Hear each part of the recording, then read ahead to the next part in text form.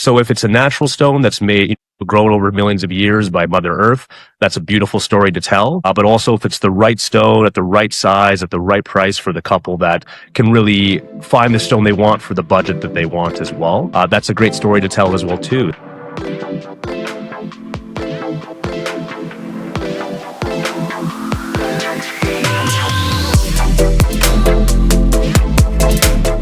Hey everyone, I'm Claudia, and this is Social Questions by the Top Choice Awards. Today we're here with Marlow Marshall, founder of Marlow Design, Calgary's top choice jewelry retailer of 2026. Happy to have you with us. Happy to be here. You just opened a brand new showroom at the Ramsey Design Center. What was the moment you realized Marlow Design had outgrown its old space? And what does this new chapter mean for you? We'd been in the old space for several years, and it got to the point where we were a smaller, more intimate type of studio base at the time. And kind of when I started the business, wanted to kind of see more clients one-on-one, be a more smaller situation. But just the demand and the hunger for what we had to offer and what a lot of people resonated with our message. We were having people literally climbing over each other, both for pickups and dealing with consults at the same time. And also people we had to call to answer the door as well there too. So it was a very, very limited access situation. So we knew very quickly that we had to grow and open up to a wider space to be able to accommodate our clients and give them the experience that they deserved. Amazing. Well, most people walk in knowing what they want, like something special, but they have no idea where to start. What does that first conversation actually look like at Marlow Design? How do you pull someone's vision out of them when they can barely describe it themselves? There's a lot of techniques to kind of funnel them to that final vision. Thankfully for the internet, Pinterest boards, a lot of those different types of tools, a lot of girls and men as well will have a lot of ideas and a lot of inspiration photos that kind of give them an idea of kind of what they're thinking. But even if they come in with completely zero idea, we have a lot of live product in store to kind of show them some physical ideas there. We have a pretty in-depth online catalog as well that you can pick something from here, a diamond shape from here, a color from here, a gold from here. And really we try to find a way to kind of combine all the aspects. And then we have our 3D design program where we can put those all together into one vision. So there's quite a few tools in the toolbox to really funnel that final vision. That's great. Lab-grown diamonds are predicted to make up half of all diamond jewelry sales by 2030. Yet so many people still assume they're somehow lesser than mined stones. As a jeweler, what's your honest take? And what do you wish every diamond buyer knew before making a decision? It's in our opinion that the story is the most important part of the piece. So whatever stone gets you to the story that you want to tell is the most important aspect of that jewelry that you're wearing. So if it's a natural stone that's made, grown over millions of years by Mother Earth, that's a beautiful story to tell. But also if it's the right stone at the right size, at the right price for the couple that can really find the stone they want for the budget that they want as well, that's a great story to tell as well too. So it's really, we don't draw a line in the sand versus mine versus lab. It's really, again, with everything in the piece is what's going to tell your guys' story the best and also makes you guys the most comfortable with the purchase. And I think what they should know is that there's no difference between mined versus lab. And I think that's why it's starting to grow so quickly, is because a lot of people are starting to recognize that they are both diamonds in every way. It's just how the diamonds are born into this earth is just a different method. So really it would be decided is that, again, what's the story you want to tell with your piece? What you feel that your budget can afford to give you the design that you want to achieve. And then you can decide which other direction you want to go. It's amazing that they even have that option now. It's wonderful. Helps a lot of people out. Marlow Design sources only Canadian-known origin and conflict-free diamonds at a time when ethical sourcing is becoming one of the biggest deciding factors for jewelry buyers. How important is that to your clients? And do you think the industry as a whole is doing enough? I can give a lot of credit to some older movies like Blood Diamond, for example. It was basically a different game back in the 90s and 2000s.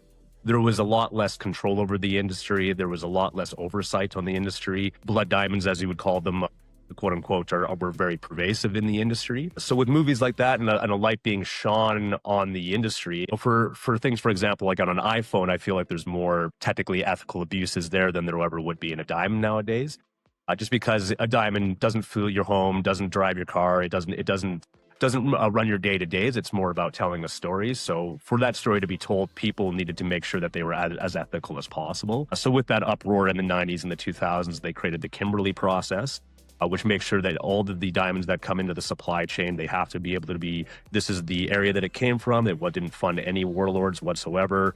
Essentially, I couldn't get a blood diamond now if I tried, just by doing business on this platform. Now, of course, not that I would ever want to, but the system has made it so that there's just no reason to want to go that direction, whether both from lab grown or from natural, that sources would be all conflict free. A more modern example, of course, would be when Russia started the war in Ukraine. Alrosa was a pretty large distributor of diamonds across the world. I think even 30 to 40% of the mined diamonds came from Alrosa, which was a Russian-owned diamond company, and they were completely shut off of access and after the sanctions were put in on the diamonds at that time. So as you can see, the Kimberley process reacts very quickly to world events and can react very quickly to the things that would be an ethical issue for stones. Yeah. Oh my goodness. There's so much information. I would not even know any of that. That's awesome. Thank you for sharing. Well, jewelry isn't just something people wear. It's a moment in time that they carry with them forever. After 10 plus years of creating those pieces for Calgary couples and families, what's a story that still stays with you? I would say it's in my early days of when I first started my business. I've been in the industry since about 2009, but started my own business around 2015. It's probably around 2017. I was kind of in one of my older, smaller offices, just kind of I was just a single designer at that time. A lot of people, when they came in, it was more appointment based. They already knew kind of what they were coming for. There wasn't a lot of walk-ins per se. So at this time, yeah, a gentleman had kind of got into our little smaller office space. I just had the one showcase in the corner, and he wandered in and didn't really have a ton to say. And I said, hey, look, if there's any questions you have, let me know, and kind of let him look through the case. And he maybe we'll look through about 10, 15 minutes before starting to open up and discuss. And as we got to chatting, so found out that he had actually proposed to his fiance the year prior. And unfortunately, she had passed away about 3 months prior to him coming into my office. And he was trying to find a way to immortalize her, and he had actually had her ashes with him. So we looked at some ways that this was the first time that I had ever worked with ash jewelry in my career. And so we discovered the best way to do it was to create a ring for him, open up a small sleeve inside the ring, pour the ashes in, and seal the ashes inside. So he was able to carry her with him forever. It was a surprising and an intense moment, but it's easily that's the one that I can always think of when I go back to a story. So beautiful. You actually made me tear up. Have you done a lot of those things? I've done a few. I wouldn't say it's something that we generally advertise per se. But it's something that a few clients have after we put the story up on our Instagram, of course, and people reached out asking if they could do the same. We don't specialize necessarily in cremation jewelry, but it's something that we're happy to do for as with any of the tools in our toolbox for our clients. So it's not crazy popular, but it happened. Well, thank you so much, and congrats again on your win. What would you like to say to your Top Choice Award voters? Thank you so much for taking the time to not only vote for us, but to put your comments in. We've been trying to win this award for many years, and it was a very special moment to come in on early January. I'd come back from vacation, and I just proposed to my now fiance, and so we had actually came in and just I was kind of reserved and expected that it's just we'll never be able to beat the big guys for just, I assume that they would just continuously win every year. And to get that shock, I yelled out the whole staff heard me yell out a big yes and have a pretty emotional moment at the time. And it was something to know that all the hard work, all the time and effort that myself and my staff have put in, it's a beautiful thing to be recognized. And I can't say how much I appreciate it enough. And we're going to do whatever it takes to win it every single year going forward. Thank you. Well, amazing. I'm so happy for you. Congratulations. It was about time, right? 100%. Well, this has been another episode of Social Questions by the Top Choice Awards.